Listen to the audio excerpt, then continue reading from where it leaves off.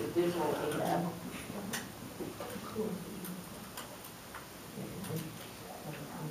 Yeah.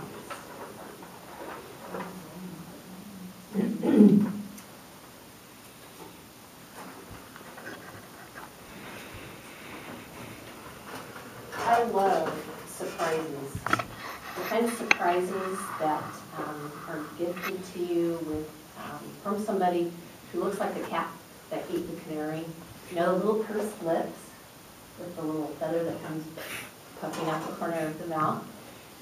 Twinkle in the eye that can't quite be suppressed. Those kind of surprises that generate goosebumps.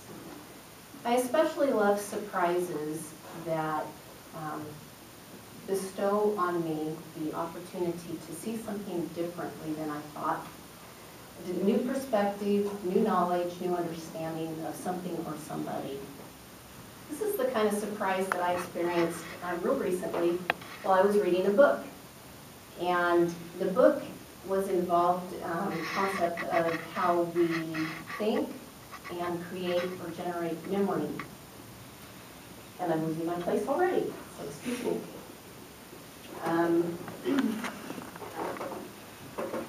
The concept that was presented is based on 7 pillars of thought, and we use these 7 pillars to create memory. What's cool about it is that we're each unique. We are totally individual in how we utilize these 7 pillars. We all have all 7 of them, but the sequence in which we use them is unique to us, and also the intensity with which we use them is unique to us, making each one of us a gift. And so that's how she presented it. I'd like to pique your interest and curiosity with respect to what your individual gifting might be. So strap on your seatbelt. I'm going to go through these 7 pillars really rapidly. And listen for ones that might resonate with you. If there are 2 or 3 that really hit you, those are probably your dominant pillars and would be important to how you process thought and create memory for yourself. Intrapersonal is the first one. These go in the order, starting in the frontal lobe of the brain. They're in the same order for all of us, but we use them differently. So they go from the frontal lobe of the brain back to the occipital lobe at the base of the skull. And the first one is intrapersonal. It can best be described as this very inward focus, introspective, taking things into yourself and processing. I call it chewing my cud. Let me ponder on that for a little bit, and I'll get back to you and let you know what I think. That's intrapersonal. The next pillar is interpersonal, and it's all things social. It's interacting with people, talking, speaking, building relationships. Thoughts are brought into you and memories created by the interaction you have with other people.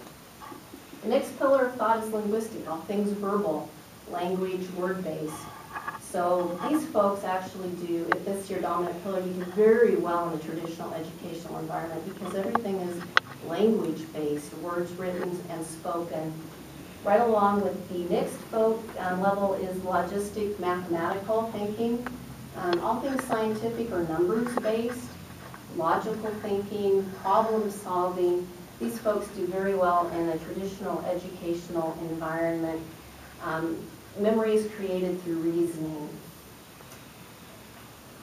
If when you were a kid, the primary thing that you can remember hearing people say to you is, why can't you sit still and keep your hands to yourself, stop touching everything, you're probably kinesthetic.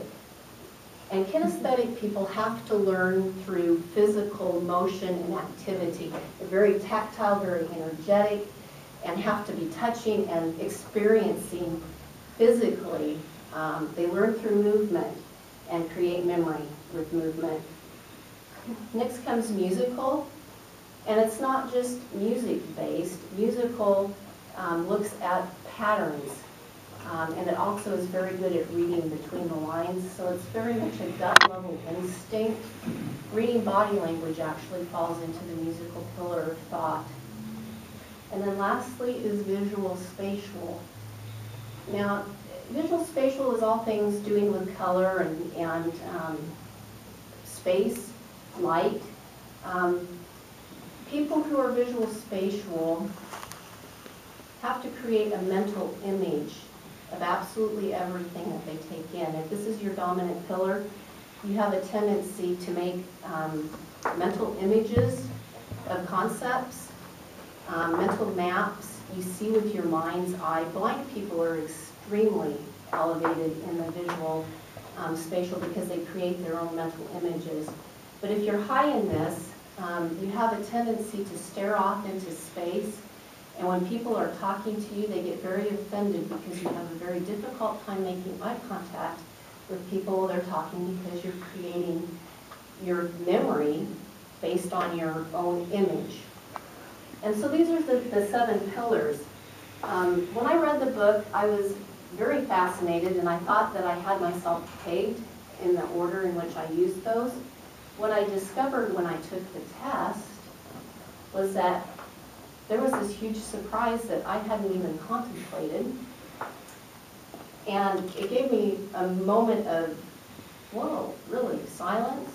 And then I had to laugh because it explained so much. My primary dominant pillar of thought is actually kinesthetic. And I didn't even know that about myself. And I'm looking at going to graduate school in the fall, and I'm kind of excited about how can I implement this into my learning, because now I know this about myself.